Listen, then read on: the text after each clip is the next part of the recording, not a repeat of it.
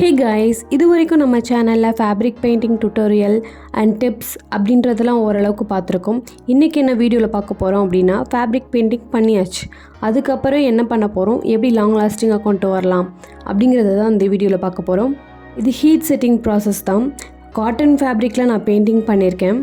Iron பாக்ஸில் temperature காட்டனுக்கு set பண்ணாமல் சில்கில் வச்சு நான் அயன் பண்ண போகிறேன். அதாவது மீடியம் டெம்பரேச்சரில் தான் அயன் பண்ண போகிறேன். இதை ஃபஸ்ட்டு ப்ராசஸாக பேக் சைட் திருப்பி நான் அயன் பண்ண போகிறேன். ஆக்சுவலி ஒரு ஃபேப்ரிக்கில் பெயிண்ட் பண்ணி ஒரு 24 hours அதை ட்ரை ஆன பின்னாடி தான் நம்ம ஹீட் செட் பண்ணணும். நான் வீடியோவில் காமிக்கிற மாதிரி கொஞ்சம் பொறுமையாகவே இது ஃபாஸ்ட் மோஷனில் இருக்கும். கொஞ்சம் பொறுமையாகவே அயன் பண்ணுங்கள்.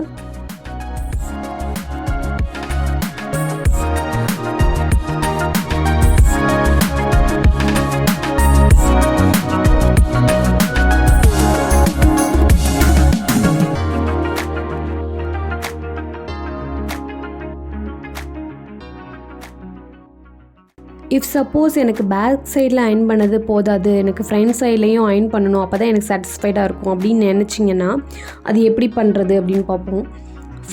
டேரெக்டாக அயன் பண்ணக்கூடாது. இன்ஸ்டெட் நம்ம ஒரு பேப்பரை மேலே வச்சு அதுக்கப்புறம் அயன் பண்ணலாம். நான் இந்த நார்மல் பேப்பர் தான் யூஸ் பண்ணியிருக்கேன். நீங்கள் பட்டர் ஷீட் அந்த மாதிரி கூட யூஸ் பண்ணிக்கலாம். ஹீட்டாக இருக்கும்போது கொஞ்சம் ஸ்டிக்கியாக தான் இருக்கும். ஸோ அது நல்லா நார்மல் டெம்பரேச்சர் ஆகிற வரைக்கும் வெயிட் பண்ணுங்கள். இன்பிட்வீன் நம்ம என்ன பண்ண போகிறோம்னா, இது செகண்ட் ப்ராசஸ். இது ஸ்டெப்பு பண்ணலாம் பண்ணாமல் அது உங்கள் விருப்பம்தான்.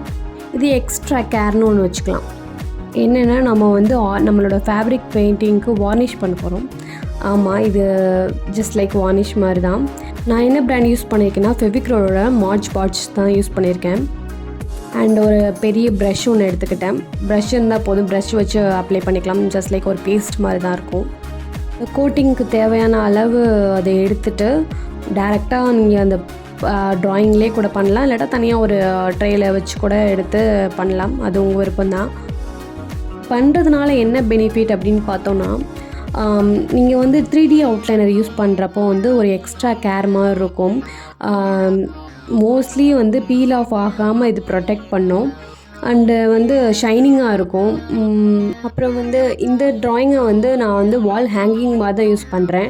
நம்ம நார்மல் டெம்பரேச்சர் இதை வச்சுருந்தோம்னா கொஞ்ச நாளில் இந்த கலர்லாம் கொஞ்சம் ஃபேட் ஆகிறதுக்கு நிறைய சான்சஸ் இருக்கும். ஸோ இந்த மாதிரி அப்ளை பண்ணோம்னா அந்த கலர் ஃபேட் ஆகுறதுலேருந்து நம்ம எஸ்கேப் ஆயிடலாம். ஸோ இந்த கையோடையே நம்ம சிவன் பார்வதிக்கும் இந்த மாதிரி கோட் அப்ளை பண்ண போகிறோம். என்ன டிப்ஸ் அப்படின்னா அயன் பண்ண பின்னாடி இந்த ப்ராசஸ் பண்ணுங்கள். இதை பண்ணிவிட்டு நீங்கள் அயன் பண்ணிங்கன்னா இன்னுமே ரொம்ப ஸ்டிக்கி ஆயிரும். நீங்கள் அயன் பண்ணவே முடியாத அளவுக்கு ஒரு ப்ராப்ளம் ஃபேஸ் பண்ணுவீங்க. ஸோ நம்ம பெட்டர் அயன் பண்ண பின்னாடி இதை பண்ணுறது நம்மளுக்கு கம்ஃபர்டபுளாக இருக்கும். இனிமேல் அயன் பண்ணக்கூடாதா அப்படின்னு கேட்டிங்கன்னா இது கொஞ்ச நாளில் அதோட ஸ்டிக்கினஸ்லாம் போயிடும். ஸோ நம்ம அப்போ அயன் பண்ணுறப்போ நம்மளுக்கு ஒன்றும் பெருசாக தெரியாது. இன்ஸ்டண்ட்டாக பண்ணுறப்போ நம்ம அவாய்ட் பண்ணிக்கலாம். உங்களுக்கே தெரியும் டிஃப்ரென்ஸு. இது ரைட் சைடு இருக்கிறது கோட் பண்ணாதது, இது லெஃப்ட் சைடு இருக்கிறது கோட்டிங் பண்ணி முடிச்சதுக்கப்புறம் உள்ள வீடியோ. நல்லாவே ஷைனிங்காக இருக்குது பார்த்தீங்களா. சப்ஸ்கிரைபரோட கமெண்ட் ரிலேட்டடாக தான் நான் இந்த வீடியோ போடுவேன் அப்படின்னு சொல்லியிருந்தேன். ஆக்சுவலி இந்த டவுட்டை ஒரு சிஸ்டர் முன்னாடியே ரொம்ப நாள் முன்னாடியே கேட்டிருந்தாங்க. ரொம்ப நாள் ஆச்சு, நான் போடணும்னு நினச்சிக்கிட்டு இருந்தேன். எனக்கு டைமே ப்ராப்பராக கிடைக்கல. ஸோ இந்த வீடியோவில் பண்ணிடலான்னு தான் இந்த வீடியோ போஸ்ட் பண்ணியிருக்கேன்.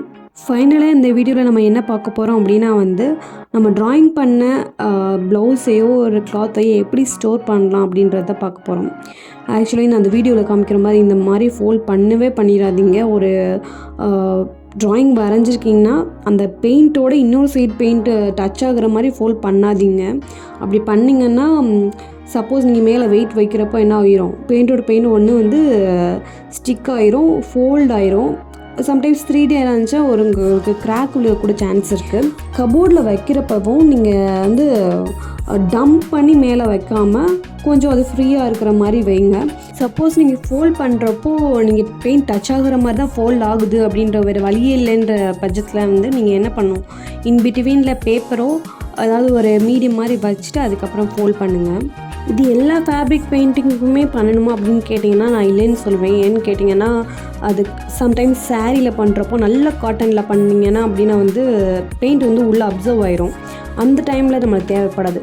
அது எப்படி கண்டுபிடிக்கிறது அப்படின்னா வந்து நீங்கள் அயர்ன் பண்ணுறப்போ டச் பண்ணி பாருங்கள், சூட்டோடையே டச் பண்ணி பாருங்கள். ஸ்டிக்கியாக இருந்துச்சுன்னா இந்த மாதிரி ப்ராசஸ் பண்ணுங்கள். ஸ்டிக்கியாக இல்லை, எதுவுமே நம்மளுக்கு டச் ஆனால் எதுவுமே வரல அப்படின்னா வந்து நார்மலாகவே மெயின்டைன் பண்ணலாம்.